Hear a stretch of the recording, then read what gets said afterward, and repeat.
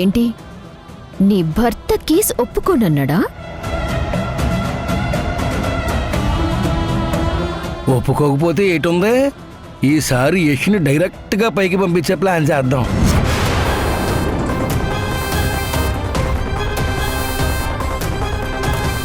Problem సింధుకే గాని మనకు కాదు కదా, అలాగే ప్లాన్ చేద్దాం.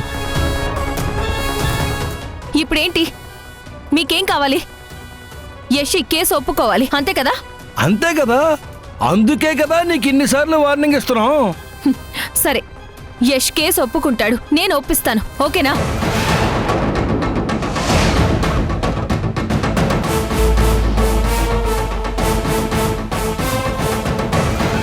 దయచేసి యష్ని ఏమీ చేయొద్దు, వదిలేయండి. యష్ మీరు చెప్పినట్టే చేస్తాడు.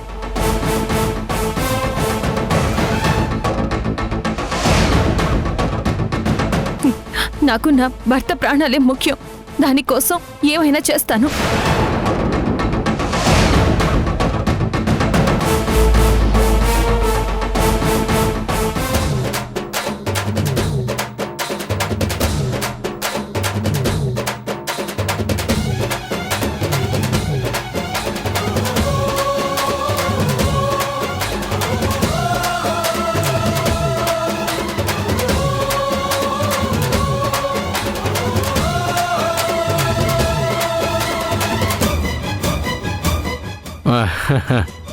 మారుతీరావు, మొత్తానికి సాధించావయ్యా.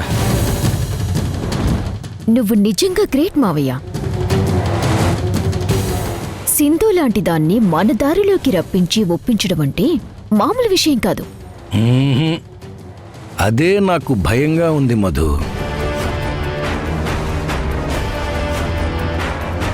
మాటల్లో సింధు ఒప్పుకున్నా తను నడిచే నడకలో మాత్రం ఏదో తెలియని స్ట్రాంగ్ కాన్ఫిడెన్స్ కనిపిస్తుంది. అది చూస్తుంటే సింధు మనం చెప్పిన దానికి ఒప్పుకున్నట్టా లేక మనల్ని తప్పుదోవ పట్టిస్తున్నట్టా అర్థం కావడం లేదు. దేవా, సింధమనంత తేలిగ్గా తక్కువంచనా వేయొద్దు. సింధం అంటే శివంగి లెక్క. శివంగి 4 అడుగులు వెనక్కి వేసింది అంటే తిరిగి బలంగా 10 అడుగులు ముందుకు దూకి వేటాడడానికే. పులిగాడు చెప్పిన దాని గురించి కాస్త లోతుగా ఆలోచించాలి.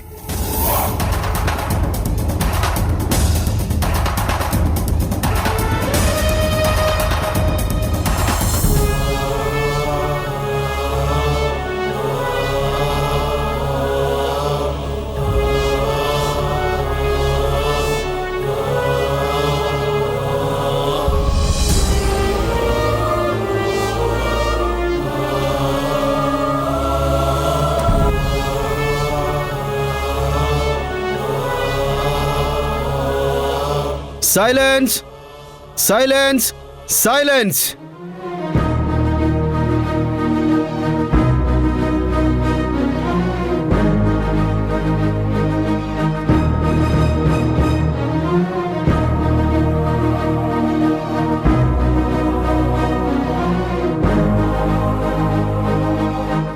చివరిగా మీరు చెప్పాల్సిందేమన్నా ఉంటే బోన్లోకి వచ్చి చెప్పండి.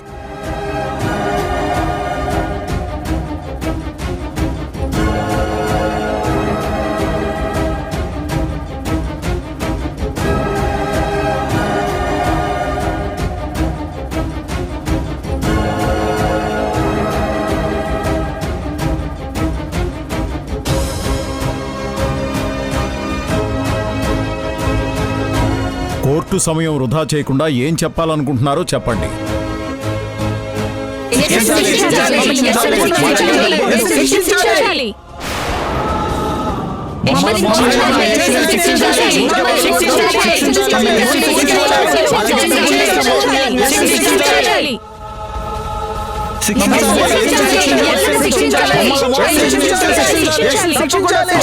Order, order.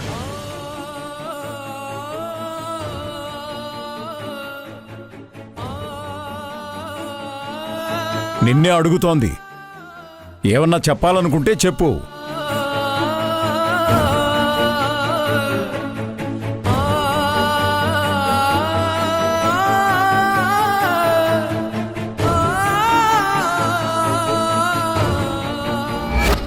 మనకి వేరే దారి లేదు. నువ్వు ఈ కేసు ఒప్పుకో.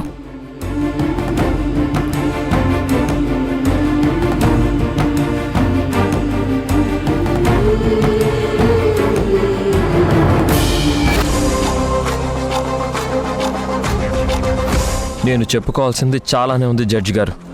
చెప్పు. ప్రాజెక్ట్లో ఫ్రాడ్ జరిగిన మాట వాస్తవం. జనాల డబ్బు కొట్టేయడం కూడా నిజం. నా మూర్ఖత్వం, నా చేతగానితనం, నా గుడ్డి నమ్మకం వల్ల ఇదంతా జరిగింది.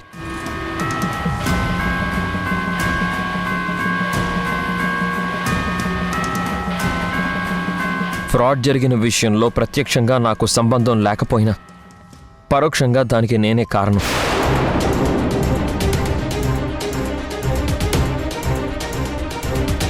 నేను చేశాను అని చెప్పడం కన్నా నా వల్లే జరిగింది అని చెప్పడమే కరెక్ట్.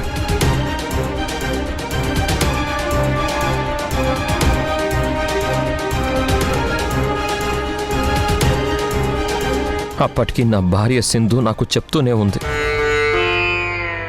ప్రాజెక్ట్ జెన్యూన్గా నడవడం లేదు, నిన్ను ముందు పెట్టి నీ వెనక వాళ్లే నీ ప్రాజెక్ట్లో ఫ్రాడ్ చేస్తున్నారు, నువ్వు జాగ్రత్త పడకపోతే చివరికి అంతా నీ మెడకే చుట్టుకుంటుంది అని ఎన్నోసార్లు నాకు హితబోధ చేసింది.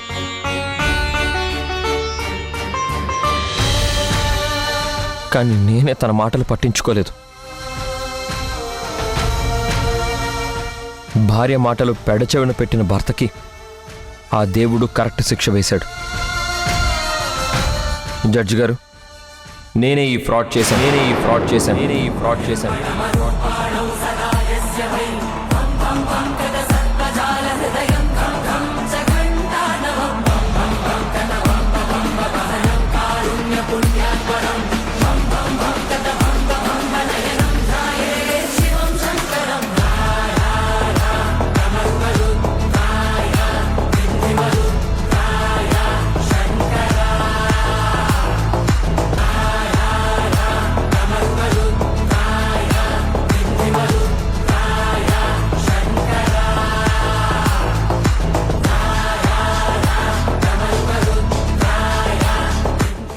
వీడేంటి వాడే చేశానని ఒప్పుకుంటున్నాడు.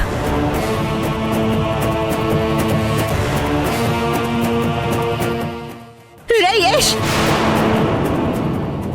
ఏంట్రా నువ్వు మాట్లాడేది? చెయ్యని తప్పుని చేసావని ఒప్పుకుంటున్నావేంట్రా? Order, order, order. మీరు కూర్చోండమ్మా. అత్తయ్య, సింధు, మీరు కూర్చోండి.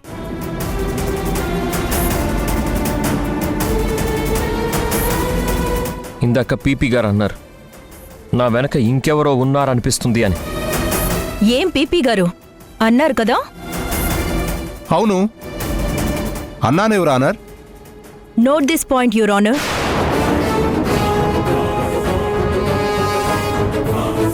పీపీ గారు అన్నదే నిజం. ఈ ఫ్రాడ్ వెనక నాతో పాటు పెద్ద గ్యాంగే ఉంది. వాళ్లే నా చేత ఫోర్స్డ్గా ఇదంతా చేయించి వాళ్ళు తప్పుకొని నా మీద నింద వేశారు.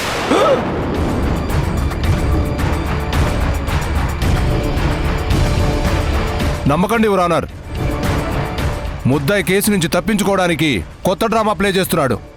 I object, your honour. PP గారు ఇందాకే నా క్లయింట్ వెనుక ఇంకెవరో ఉన్నారని చెప్పి, అవును ఉన్నారు అని నా క్లయింట్ నిజాన్ని ఒప్పుకుంటే అది డ్రామా అంటారేంటి? పీపీ గారు, ఏంటండి ఇది? మీరే చెప్పారు కదా, మళ్ళీ డ్రామా అంటారేంటి? ఈ డబుల్ ఆర్గ్యుమెంట్ ఏంటి? Sorry your honour. నువ్వు చెప్పు. జడ్జి గారు, నేనేమీ డ్రామాలు ఆడడం లేదు. నేను చెప్పేది పచ్చి నిజం. జరిగిన ఫ్రాడ్లో నాతో పాటు మా వాళ్ళు కూడా ఉన్నారు. ఎవరు మీ వాళ్ళు? ఈ గ్యాంగ్లో ప్రధాన సూత్రధారి, పాత్రధారి మా వదిన మధులత. మధులత మధులత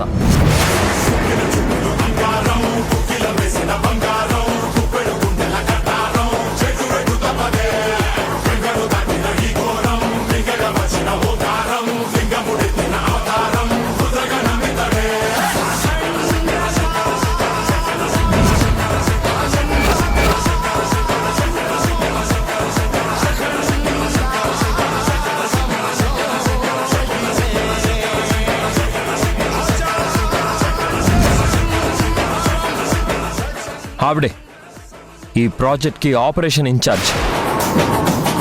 తనే ప్రాజెక్ట్లో జరిగే అన్ని డీలింగ్స్ చూసుకునేది. అసలు ఈ ప్రాజెక్ట్లో ఫ్రాడ్ జరగడానికి తెరలేపింది మా వదిన.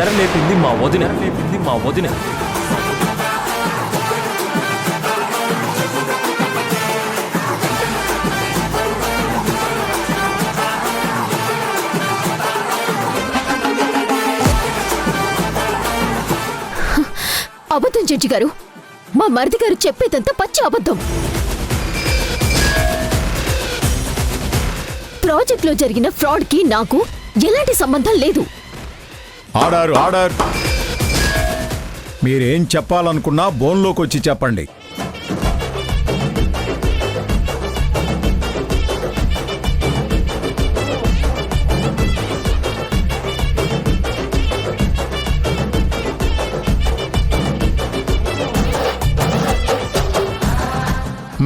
ఇప్పుడు చెప్పండి. జడ్జి గారు, నేను ప్రాజెక్ట్కి ఆపరేషన్ సీఈఓగా ఉన్నమాట నిజమే, కానీ అక్కడ జరిగిన ఫ్రాడ్ గురించి నాకు అస్సలు తెలీదు. ప్రాజెక్ట్లో ఏ డీల్ జరిగినా ప్రతి డాక్యుమెంట్ మీద, ప్రతి బ్యాంక్ చెక్ మీద మా మరిది గారి సిగ్నేచర్సే ఉంటాయి.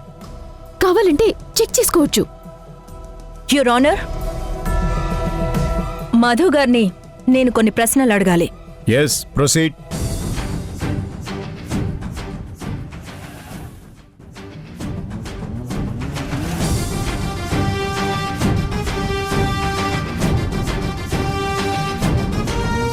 మధు గారు, ఎందుకు టెన్షన్తో అలా వణికిపోతున్నారు? అంటే మీరు చేసిన ఫ్రాడ్ కోర్టులో ఎక్కడ బయటపడుతుందోనని భయమా? చచ్చా, అదేం లేదు. కోర్టు బోన్లో నిలబడ్డం ఇదే ఫస్ట్ టైం, అందుకే కొంచెం టెన్షన్గా ఉంది. అంతే జడ్జి గారు. ఓకే, పాయింట్కి వస్తాను. జరిగిన డీల్స్, డాక్యుమెంట్స్ మీద, చెక్స్ మీద నా క్లయింట్తో సైన్ చేయించింది సీఈఓగా మీరే కదా? అవును, నేనే. మీ వదిన డీల్ డాక్యుమెంట్స్, చెక్స్ తెచ్చి సైన్ చేయమన్నప్పుడు మీరంతా చెక్ చేసే సైన్ చేసేవారా? లేదు, అప్పట్లో మా వదిన్ని నేను గుడ్డిగా నమ్మేవాణ్ణి. అందుకే ఏం చెక్ చేయకుండా సంతకాలు చేసేవాణ్ణి. Note this point, your honour. Company అకౌంట్లో ఉన్న మనీ యాక్సెస్ అంతా నీ చేతుల్లోనే ఉందని నా క్లయింట్ చెప్పాడు. అది నిజమేనా? అంటే అది అది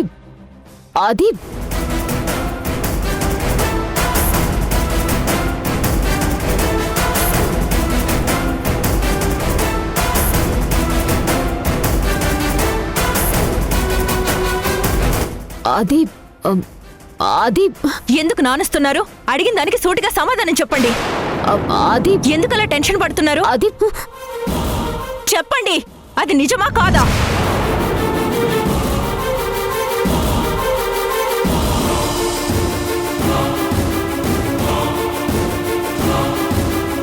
చెప్పండి, నిజమా కాదా చెప్పండి. అవును,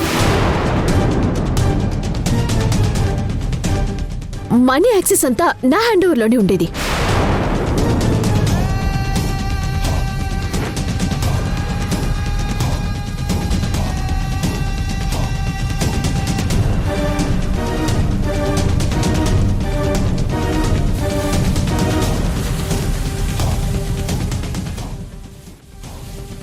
యువర్ ఆనర్, దీన్ని బట్టి అర్థమైపోతుంది ప్రాజెక్ట్లో జరిగిన మోసంలో మధు గారికి కూడా భాగముందని.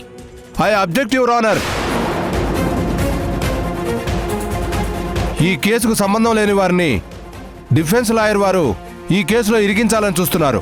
సంబంధం ఉన్నవాళ్లు తెలివిగా తప్పించుకొని నా క్లయింట్ ఒక్కడి మీద తప్పు వేస్తున్నారని ప్రూవ్ చేస్తున్నాను పిపి గారు. ఏది ప్రూవ్ చేయండి చూస్తాను. యువర్ ఆనర్, ఈ మధు గారు ప్రాజెక్ట్ సీఈఓ అయ్యుండి కంపెనీ మనీ యాక్సెస్ అంతా తన హ్యాండ్ ఓవర్లోనే పెట్టుకుని ప్రాజెక్ట్లో ఫ్రాడ్ ఎలా జరిగిందో నాకు తెలీదు అంటే అసలు ఎలా నమ్ముతారు యువర్ ఆనర్? నా క్లయింట్ చెప్పినట్టు ఈ ఫ్రాడ్ జరగడానికి మెయిన్ పర్సన్ ఈ మధునే. లేదు జడ్జి గారు, నాకేం తెలీదు. మీరు వెళ్ళి కూర్చోండి.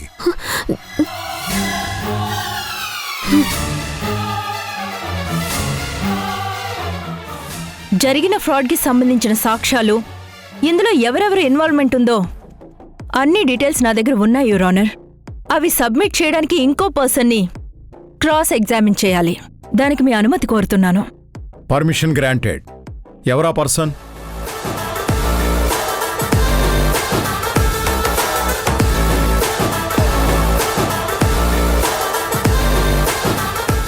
మనల్ని చూస్తుందటి. ఇప్పుడు ఎవరి పేరు చెప్తుంది? అదే ఏం అర్థం కావడం లేదు.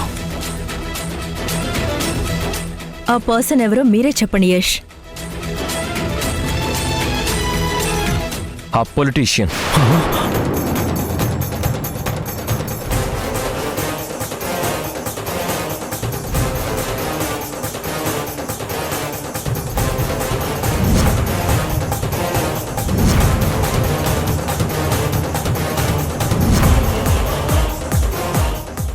సార్ జడ్జి గారు, నాకేం తెలీదు, నాకేం సంబంధం లేదు. నన్ను వదిలిపెట్టండి సార్, నేను మా ఇంటికి పోతాను. ఆగండి, ఆగండి సార్. ఎక్కడికి వెళ్ళిపోతారు? నేను ఇక్కడ ఉండను. అనవసరంగా నా మీద లేనిపోని నిందలు వేస్తున్నారు. నేను వెళ్ళిపోతాను. ఆగండి, అలా వెళ్ళిపోవడానికి వీల్లేదు. మీ మీద అభియోగం వచ్చింది కాబట్టి మిమ్మల్ని ప్రశ్నించక తప్పదు. జడ్జి గారు చెప్తున్నారు కదా సార్, వచ్చి ఈ బోన్లో నిలబడండి. రండి సార్, దయచేయండి.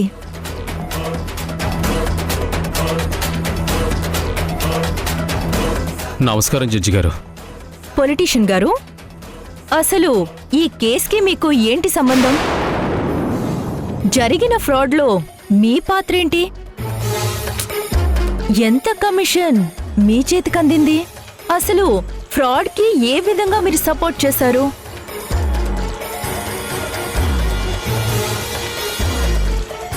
వీడేటి నన్ను చూస్తున్నాడు?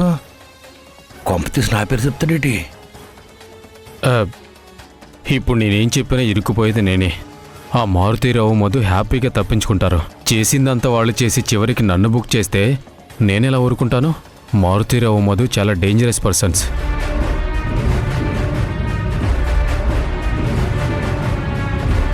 ఇక్కడ నేను అడిగిన దానికి సమాధానం చెప్పకుండా ఆ మధు మారుతీరావుల్ని చూస్తున్నారేంటి? అమ్మ భవానీ, నా పేరు బయటికి చెప్పేసింది. గవర్నమెంట్ ల్యాండ్ పర్మిషన్ ఇప్పిస్తానని నా క్లయింట్ దగ్గర ఎంత ముడుపులు వసూలు చేశారు? అన్ని ప్రశ్నలు నన్నే అడుగుతారేంటండి? ఆయన కూడా పిలిచి అడగొచ్చు కదా. ఆయనంటే ఎవరు? నా ప్రాణ స్నేహితుడు. అసలు నేను ఈ ప్రాజెక్ట్లో ఇన్వాల్వ్ అవడానికి కారణం అతనే. ఆయన పేరు మారుతీరావు.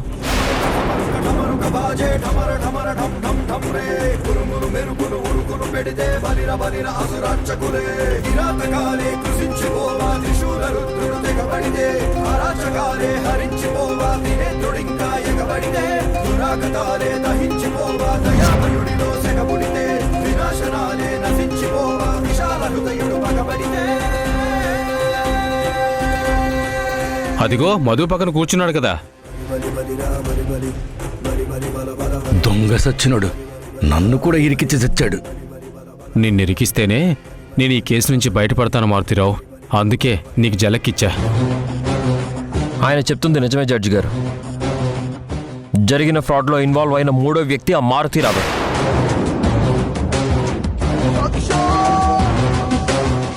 ఆ మారుతీరావు స్వయాన నా భార్య సింధుకి మేనమామ, మా వదినకు కూడా మామయ్యే.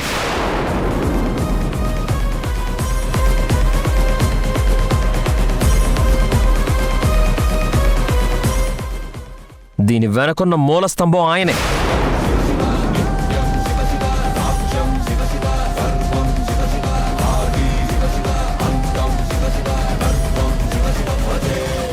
వరసలు చెప్పి మరీ వాయిస్తున్నావు కదరా యశ్. మా వదిన, మారుతీరావు, పొలిటీషియన్ ముగ్గురు ఈ ప్రాజెక్ట్ స్టార్ట్ చేసిన మొదట్లో నా దగ్గరకు వచ్చి జనాల డబ్బు కొట్టేద్దాం అన్నారు.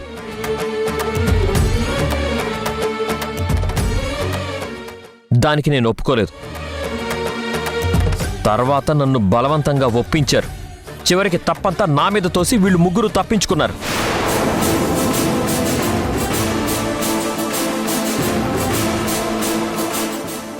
నా క్లయింట్ చెప్పేదంతా నిజం యువర్ ఆనర్.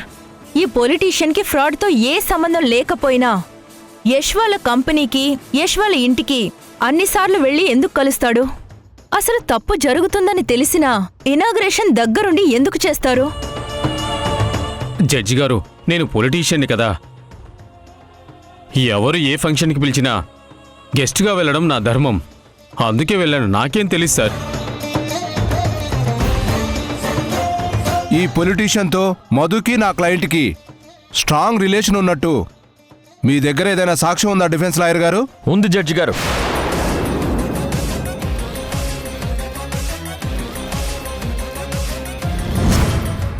సింధు,